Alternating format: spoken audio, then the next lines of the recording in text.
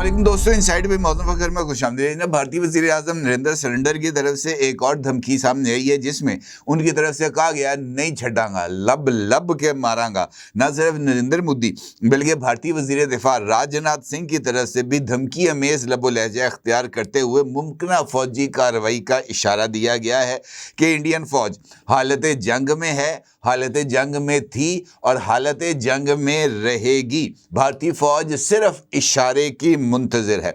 अब भारतीय वज़ीर आज़म हो, भारतीय वज़ीर दाखिला हो या भारतीय वज़ीर दिफा और उनके साथ साथ इंडियन मीडिया, ये सब इसी मौके की ताक में थे कि शायद कोई कार्रवाई हो या जो फॉल्स फ्लैग के इशारे दिए जा रहे थे वो फॉल्स फ्लैग ड्रामा स्टेज हो और उसके साथ ही जनाब पाकिस्तान के ऊपर हल्ला बोला जाए। अब ये ऐसी सूरत हाल है जिससे कोई भी मुल्क लाताल्लुक नहीं हो सकता, और पाकिस्तान का तो बॉर्डर इंडिया के साथ लगता है, तवील तरीन बॉर्डर इंडिया के साथ लगता है। तो ऐसी सूरत हाल में पाकिस्तान अपने जवाबी रद्द अमल से तो किसी भी तौर पर लाताल्लुक नहीं हो सकता।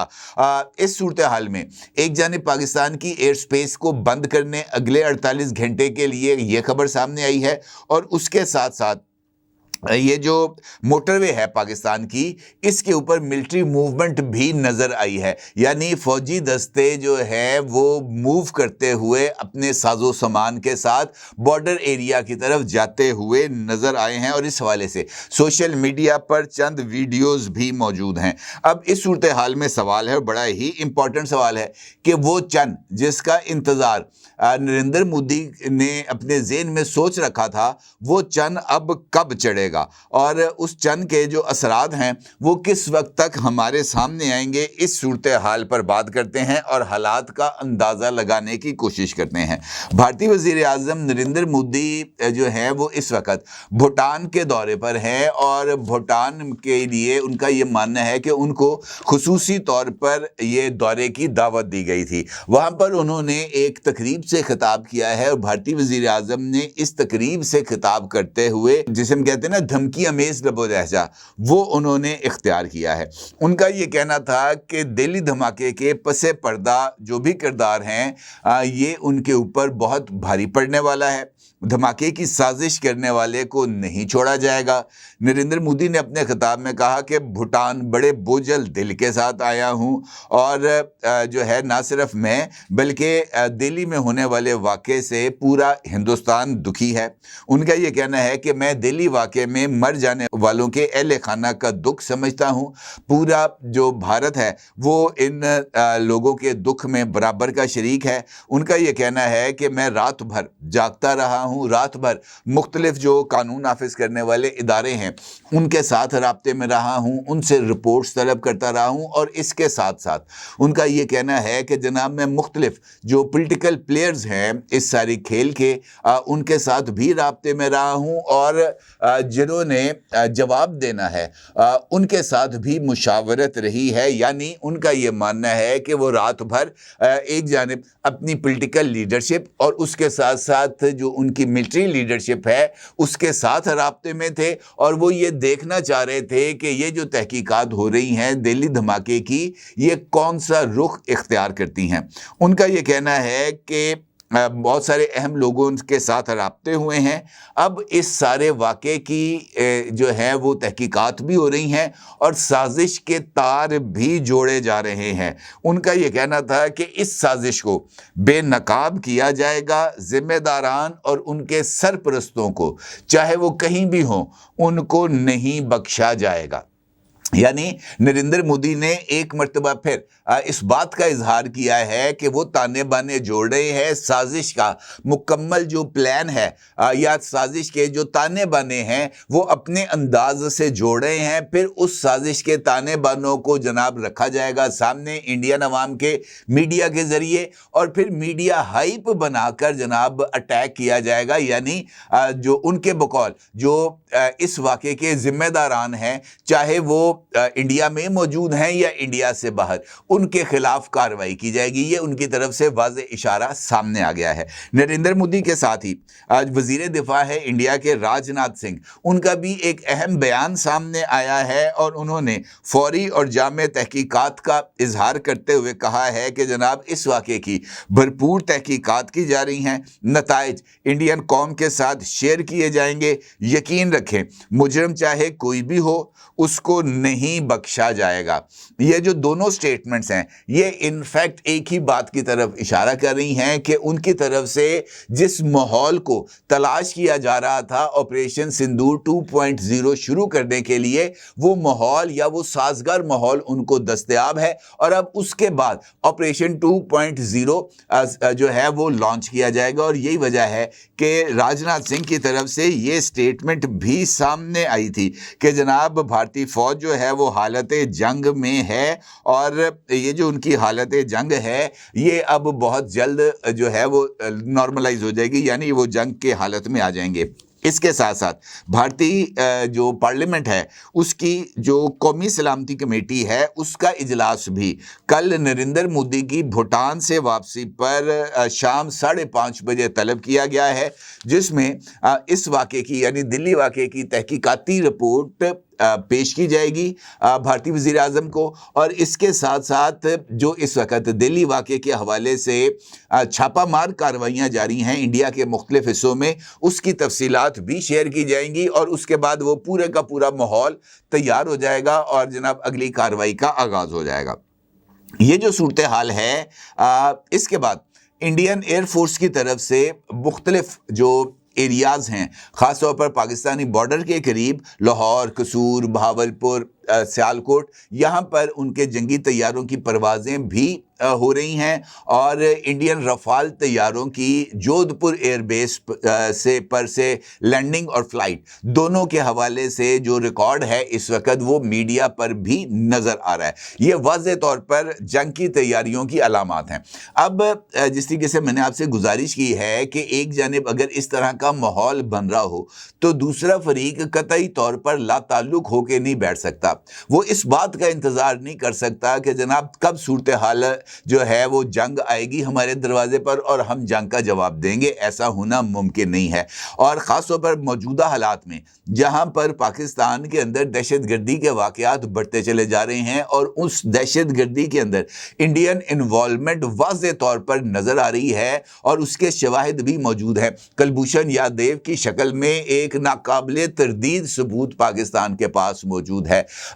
ईरान की सरजमीन को चाबहार के ज़रिए जिस तरीके से पाकिस्तान के ख़िलाफ़ इस्तेमाल किया गया, ख़ुद ईरान इस बात की गवाही देता है कि जनाब ये जो है इंडिया ने जो है वो ईरान को भड़काया था और ईरान की सरजमीन को इस्तेमाल किया था। तो वाज़े इस बात का एतराफ़ कर रहे हैं। तो मुमकिन नहीं है कि चीज़ों से माहौल से दूर रहा जा सके। तो उसके साथ एक जानिब पाकिस्तान ने अगले 48 घंटों के लिए अपनी एयर स्पेस को बंद किया है और इस एयर स्पेस की बंदिश के साथ साथ जो फ़ज़ाई मशक़ें हैं उनका आगाज़ किया गया है। इसके साथ साथ पाकिस्तान नेवी की तरफ से भी जो सुपर हाई अलर्ट है वो भी जारी किया गया है और पाकिस्तान नेवी ने सरक्रीक और बहीरा अरब के अंदर अपनी जो पोजीशंस हैं वो ले ली हैं और इंडियन समुद्री हदूद के करीब इस वक्त Pakistan navy live firing drills कर रही है और इसके साथ साथ जो जदीद इक्विपमेंट है उसको भी इन ऑर्डर किया जा रहा है ताकि किसी भी मौके पर सूरत हाल का जवाब दिया जा सके। इसके साथ साथ वीडियो जिसके चंद स्क्रीनशॉट्स आप अपनी स्क्रीन पर भी देख सकते हैं, इसमें वाज़े तौर पर पाकिस्तान की मिलिट्री मूवमेंट नज़र आ रही है।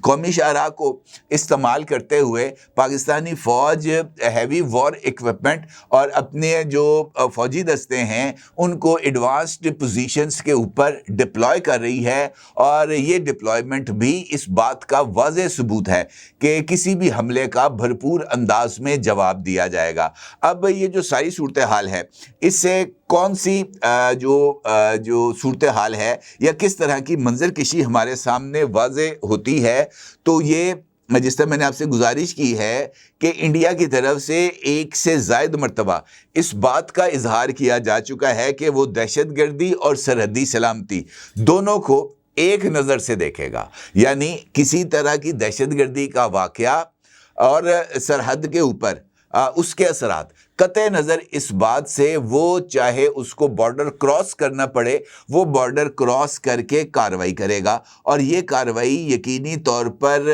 محدود نہیں ہوگی اس مرتبہ، یہ بات بھی طے ہے۔ اور اسی پہ جو ہے پس منظر کے اندر یہ جو ساری ڈیولپمنٹس ہو رہی ہیں، یہ جو ڈپلائمنٹس ہو رہی ہیں، یہ اسی سلسلے کی کڑی ہیں۔ اب پاکستان کے پاس آپشنز کیا ہیں؟ دیکھیں، آپشن تو ایک یہی ہے کہ کسی بھی کارروائی کا فوری اور شدید رد عمل دیا جائے، کیونکہ اس کے بغیر تو چارہ اور کوئی نہیں ہے۔